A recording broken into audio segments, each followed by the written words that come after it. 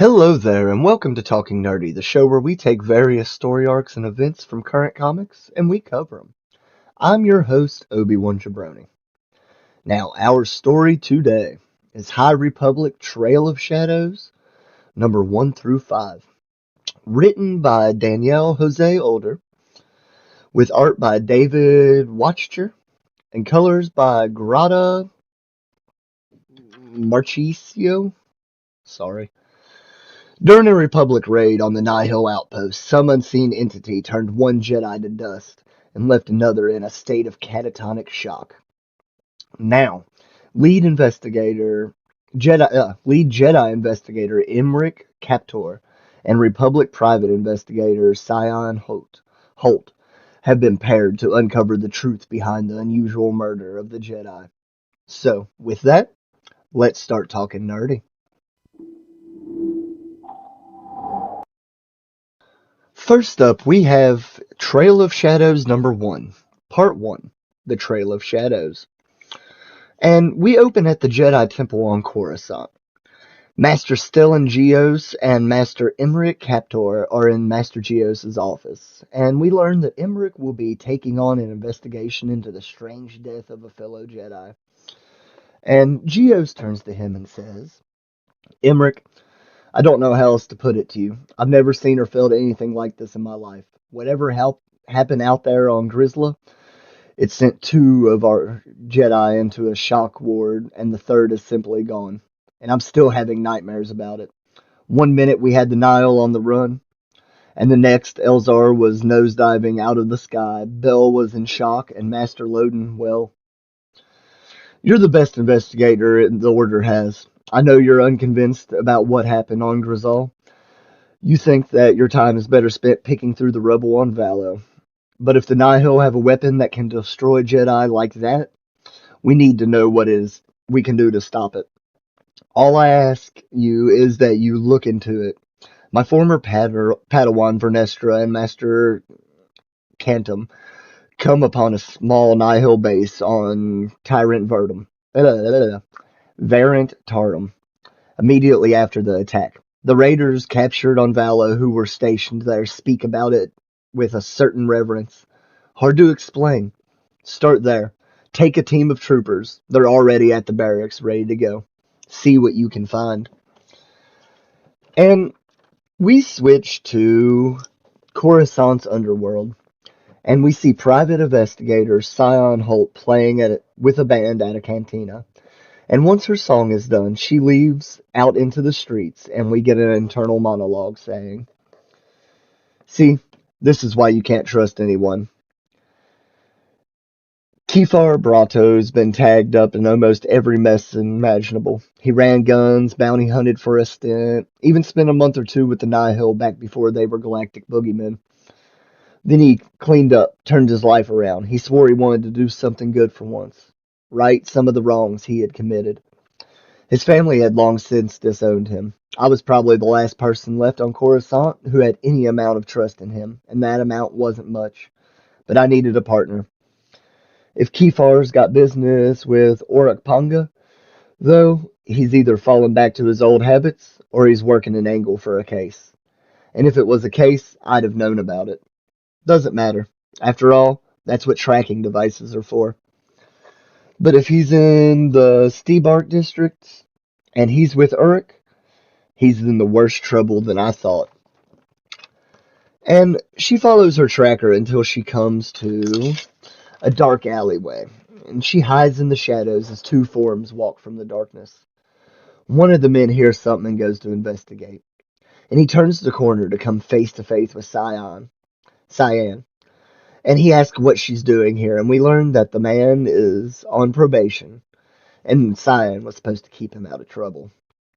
And he tells her that she needs to leave. It's not safe here. Moments later, his partner comes running up, telling them to run before he is shot in the back.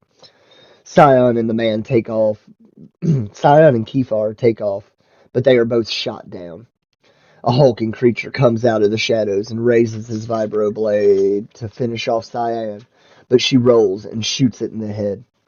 She struggles to sit up and fails, falling back over and passing out. Now, elsewhere on Vrant Tarum, Emmerick and a Republic squad arrive on the planet, and we get an internal monologue from Emmerick saying, "For most of these soldiers' lives, the Republic has been at peace. The majority probably volunteered after the Great Disaster. In the past year, they've seen more death and brutality than they ever feared to imagine. And they've all heard the rumors about what's happening on Grizzle.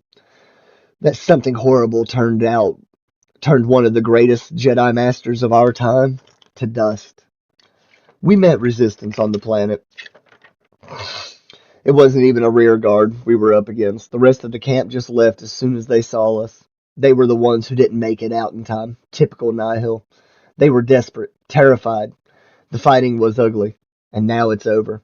Now I must listen and let the Force guide me. I was wrong, of course. Everything is connected. And not just because it is the memory of a feeling. No. This is something else. Something much, much worse."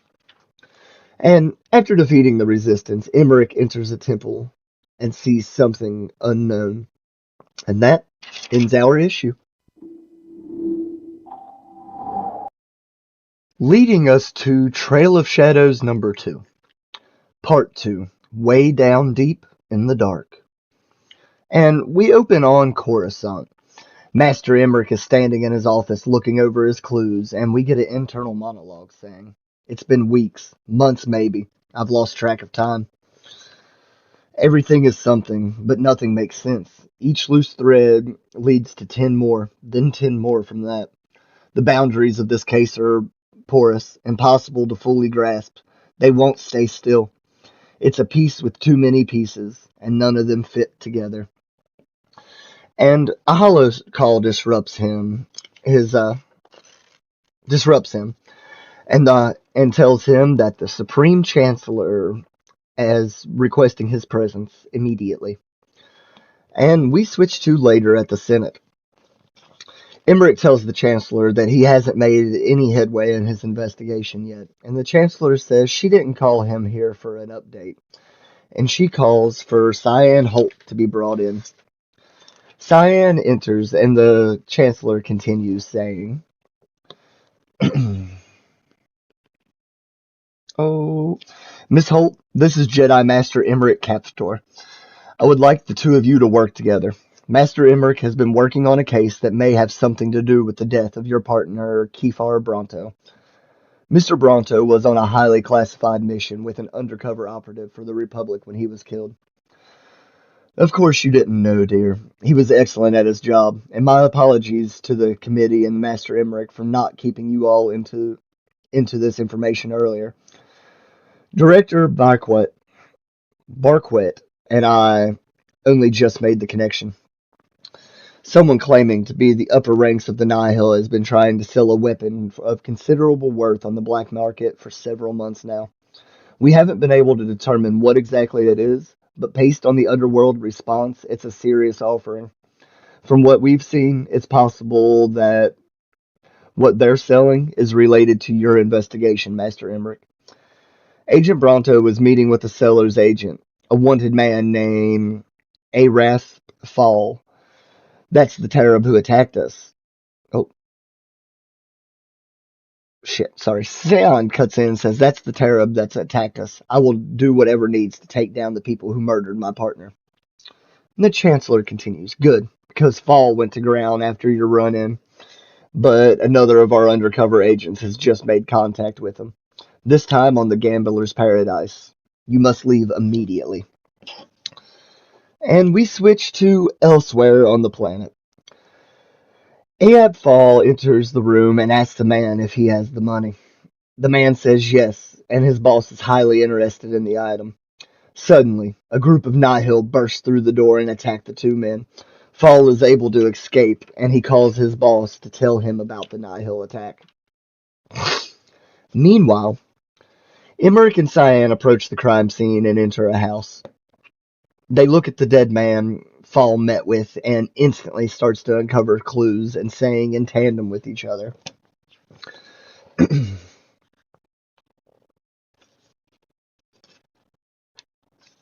I am sorry, people. I think I have Goofed and lost my spot.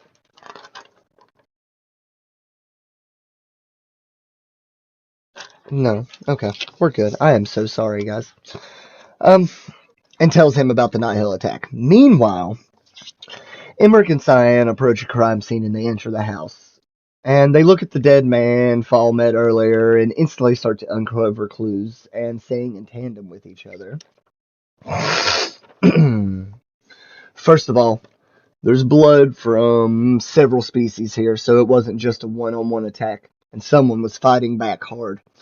Exactly. Look at all these different gauges of impact craters on the wall. At least 4 types of blasters were in play, and it's directly across from the door, you'll notice. Indeed. And yet the door itself was destroyed by something with very sharp claws.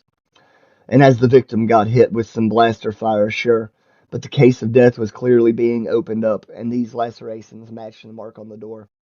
And whoever did all this was in a hurry. They didn't even take the time to search the place, which means Claw Creature probably came first, took the door, and got surprised by the crew with the blasters at some point. He shredded the victims, returned fire as evidence by the burn marks around the door frame, and then exited through the window.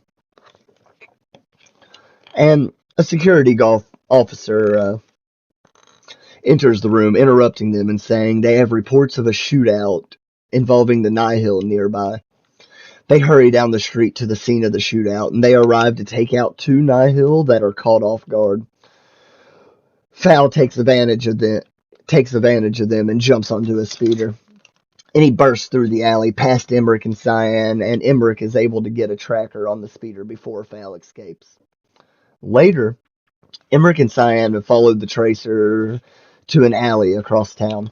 Emmerick calls Master Geos and tells him that he thinks he has eyes on the mastermind behind everything. And that ends this issue. Taking us to Trail of Shadows number 3, Part 3, Cold Comfort. And we open on Coruscant. Emmerick, Sian, and Master Geos are walking down the street talking about the case, and Sian says, "The way I see it, it's pretty straightforward. If Emmerick's right, that someone in So's inner circle is compromised and is feeding information to the Nihil about our investigation, and that seems likely for the record, because because them getting the jump on the Republic inside man on Vorzid was a little too much of a coincidence for me to believe in, and that we're pretty sure this guy, Uttersound, is betraying the Nihil with whatever weapon he's trying to unload. All we have to do is raise his name at the next update, and one problem will take care of the other. Boom. Simple. The problem is, we need information. More than we need Uttersound stopped. Whatever he's selling, if it is what did that to Master Loden, we need to know more about it. That weapon, whatever it is, could bring down the Jedi Order, the entire Republic. I just don't want us to wait till it's too late." And Cyan sighs, and they enter a cantina to watch Cyan play.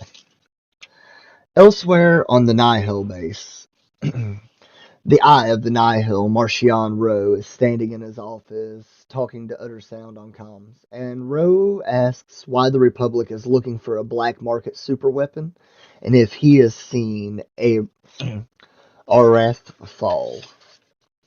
Ultrasound says he hasn't, but he will keep an eye out for them both. And Rowe ends the call and turns to his men and says, "Follow him. I don't trust that mange-crested gutter rep. And if he betrays us, have him lead you to the Terrab. Then make them both suffer before you end them." And we switch to back on Coruscant. Emmerick and Geos are sitting at a table listening to Cyan's band play, and Geos' comms go off, and he gets a call from Marshal Avar Chris on Starlight Beacon. Geos goes off to take the call and comes back moments later and tells Emmerick that there's been another attack and that they need to go to Starlight immediately.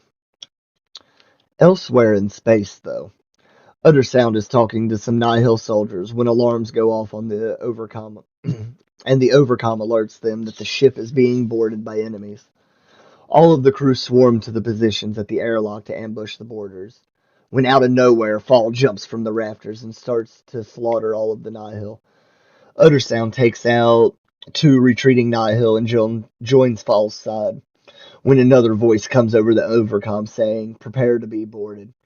Uttersound curses and says, "We almost made it out." As Rose's personal guard boards the ship and finds everyone dead and Uttersound unconscious and wounded. Meanwhile, at Starlight Beacon, Emmerick leaves the medbay after examining Tarek and Sarat and learns about the creature the Nihil attacked them with. And Emmerick says, Padawan Bell described it as a darkness with hundreds of teeth. Elzar could only make out a blur. Keeve saw a giant monster. These descriptions don't add up to one thing. Could all of this be some kind of hallucination caused by the vile gas they used? The Califications is no human hallucination. But if it's a chemical, I don't know about it. It could be causing both. A chemical agent that moves through the Force somehow. It would be highly unusual. And they are interrupted by Master Avar Kriss, who asks to have a word with Geos alone. And they leave, and Emmerick offers Sian a tour of Starlight. After a while touring, they stop at a viewport, and Emmerick says, I know what you're thinking. The Jedi are supposed to be stoic and unflinching, not ruled by our emotions, and yet, I'll be honest with you, Sian. Whatever this is, whatever the Nihil have, we've never known anything like it. It could destroy everything. Yes, the Republic, yes, the Order. But those are just ideas. Institutions. They matter, of course. But really, for me, it's that everyone I've ever cared deeply about has been a Jedi. Until now, that is. And yes, we don't let our emotions rule us, but that doesn't mean we don't feel them. Yes, I am afraid for myself and for my loved ones. Yes, I am a Jedi. But I am also a human. And Sian gives him a big hug. And that ends this issue. Leading us to Trail of Shadows number 4, Part 4, Whatever It Takes. We open on Chandra Fan, and we see Uttersound leaving his home and making his way to his ship, followed by another of his race, hiding in the shadows. Uttersound enters his ship, and the other Tamak tries to put a tracker on it, but can't get it to attach. And as the ship starts up, the Tamak hurries and climbs up into the landing gear. Later, in open space, Emmerick and Sian are on a starfighter with a Republic squadron, and we learn that they have a lead on Uttersound's location. They approach the Nihil freighter and see that it has a protection squad with it, and they initiate battle, and as it rages on, Emmerick and Sian try to board the freighter. Meanwhile, on the freighter, one of the Nihil troops turns to Uttersound and aims his gun at him, saying, "You betrayed us to the Republic, rodent." And Uttersound denies it when a blast shakes the freighter, causing the Nihil to drop his gun. Uttersound picks it up and unloads into the Nihil, screaming out, "I'm tired of waiting, tired of the Nihil, tired of the Jedi, tired of being bossed around and called rodents. I'm a doctor, damn it. I help people." And he turns at the clang behind him and sees Emmerick drop from the ceiling. Uttersound hurries and opens a small peephole hatch next to him, and Emmerick falls to his knees, saying something is very wrong and holding his head. Uttersound smiles and says, "Good. The creatures are already doing their job, and all I had to do was open the peephole. Now to finish the job." When the other T-Mox steps from the shadows with a blaster pointed at Uttersound, she says she doesn't want to hurt him, so stop. And he laughs and says, "I don't want to hurt you either, but he sure does." And Arap Fall steps from behind Ultrasound in the shadows, and the T-Max shoots them both with the stun blast, and Uttersound falls over, but Fall continues forward. Fall raises his vibroblade to strike, but a lightsaber comes out of nowhere, cutting his sword arm off above the elbow. He turns to see Sian wielding Emmerick's lightsaber, and he takes off down the passageway. Sian rushes over to Emmerick as the T-Mach hurries and shuts the peephole for him. The T-Mach thanks her for saving her life, and we learn that its name is Bessar. They help Emmerick to his feet and go back to their ship and leave. Later on, Sian says Emmerick will be fine as she enters the cockpit and they drop out of hyperspace to arrive at Starlight Beacon to find that it is in flames and falling to the nearby planet's atmosphere. And that ends this issue. Taking us to our final issue, Trail of Shadows number 5, Part 5, Dust. We open on Emmerick and Sian's ship, and we see Emmerick, Sian, and Uttersound are in the med bay, and they start to question Uttersound about what him and the Nihil are up to. He hesitantly hands them a piece of paper and says, "The parchment comes from one who was once a Jedi, many years ago. It's about the creatures you seek, the ones the Nihil used to bring down the Republic. The ones that were about to turn into a massive profit on the black market. Some call them the Shira Kara, Eaters of the Force, and others simply they are the Nameless. Their mere presence causes madness, hallucinations in Force users. I haven't figured out how yet. The only way to control them is an ancient artifact that was split up into two pieces. The eye has both parts. That's how." And Emmerick says, "Whoops.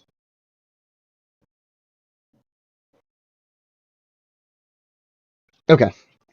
And he's cut off. They're quickly cut off by Bessar up in the cockpit. And he calls for him to come look at the beacon.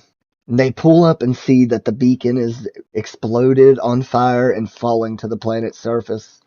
And Uttersound continues and says, "We can't go there. It's already too late. The attack is sprung. My convoy was part of the second wave, bringing more of those creatures.